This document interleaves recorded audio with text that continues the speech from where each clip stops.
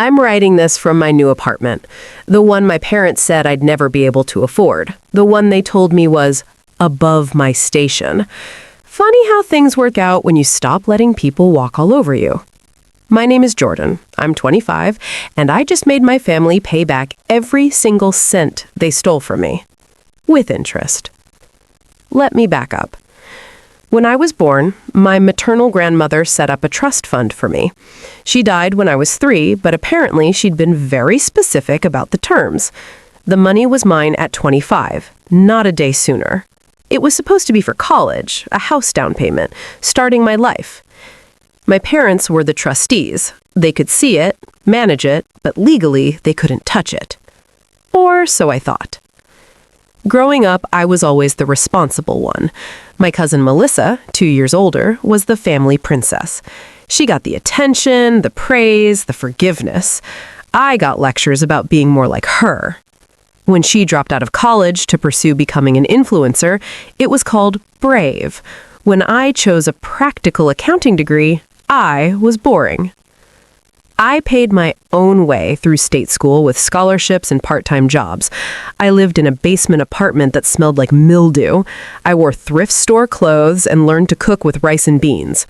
My parents would take Melissa shopping, pay her rent, fund her lifestyle brand that never quite launched. "You're so independent," Mom would say, like it was a compliment and not an excuse. 3 years ago, Melissa got engaged to Brandon, a guy whose personality could be described as, has a trust fund. The wedding planning started immediately, and it was insane. Destination wedding in Italy, designer dress, string quartet, ice sculptures, the works. I was in my final year of college when Mom called with exciting news. "We're helping Melissa with the wedding," she said. "Family needs to support family." I didn't think much of it. They'd always supported her. What I didn't know was how much they were helping. The wedding happened the summer before my senior year. I wasn't invited to the planning. I wasn't asked to be a bridesmaid. I got a courtesy invitation and was seated at a table with distant relatives who didn't know my name. The whole thing cost over $200,000. I remember thinking it was obscene, but not my circus, not my monkeys. I graduated, got a job at a good firm, and started counting down to my 25th birthday. That trust fund represented freedom, a real apartment, maybe a car that didn't require prayer before starting, a safety net. My birthday was last month. I'd been checking the trust account online for weeks, watching the balance. It had grown nicely over the years. Last I looked, it was sitting at about $180,000. The day before my birthday, I logged in to start the transfer process. The account showed a balance of $3,247.18. I stared at the screen for 20 minutes, refreshing it over and over. This had to be a mistake, a glitch, something. I called the bank. The very patient representative pulled up the transaction history. Over the past 3 years, there had been dozens of withdrawals, all authorized by the trustees. My parents. The largest ones were clustered around 3 years ago, June, wedding season. My hands shook as I downloaded the statements. There it was, in black and white. They'd drained my trust fund to pay for Melissa's Italian fantasy wedding. I sat in my car outside the bank and called my mom. "Happy early birthday," she chirped. "Where's my money?" Silence. "Jordan, we can explain this." "Where is my money?" "We were going to talk to you about this. We had to help Melissa. She's family. The wedding was important." "That was my money. Grandma left it for me." "You're being selfish. Family helps family. You have a good job. You'll be fine. Melissa needed it more." I hung up. I couldn't breathe. 25 years of being second choice, and they'd literally stolen my future to fund the Gold Child's party? That night, I didn't sleep. I read. I researched. I called my grandmother's old lawyer, whose name was on the original trust documents. He was retired, but he listened to everything. "They breached their fiduciary duty," he quietly said. This is theft. You have options.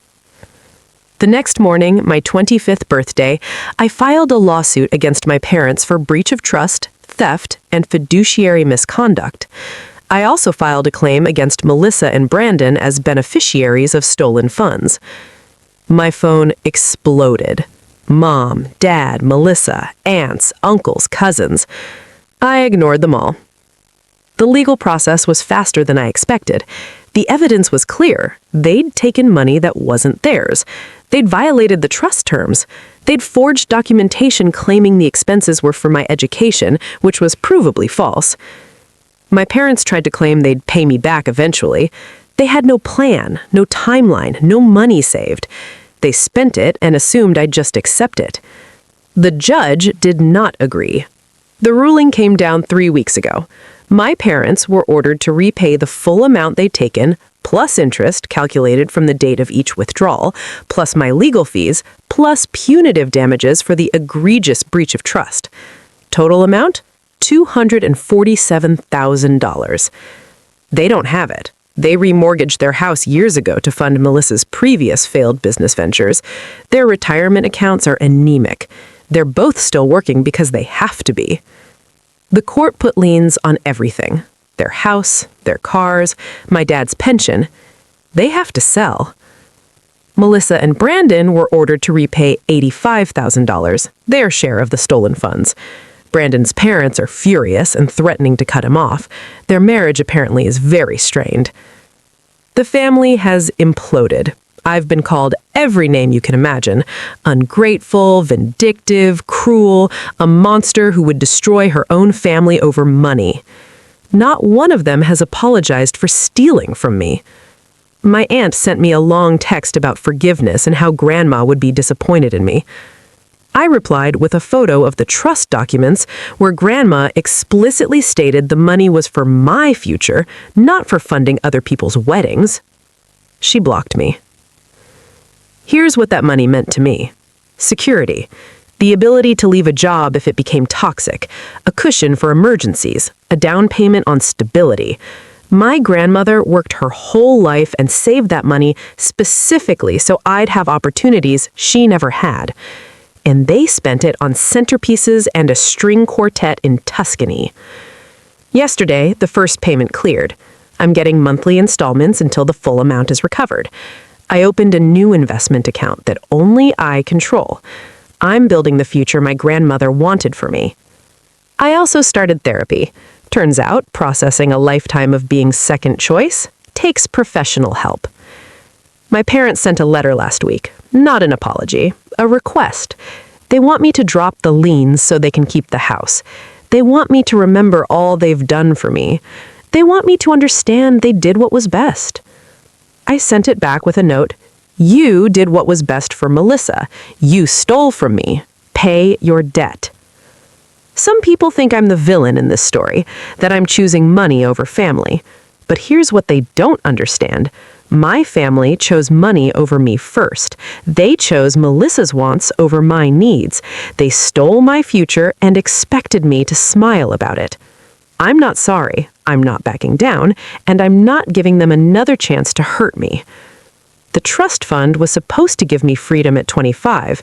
They took that from me. So I took it back. With interest.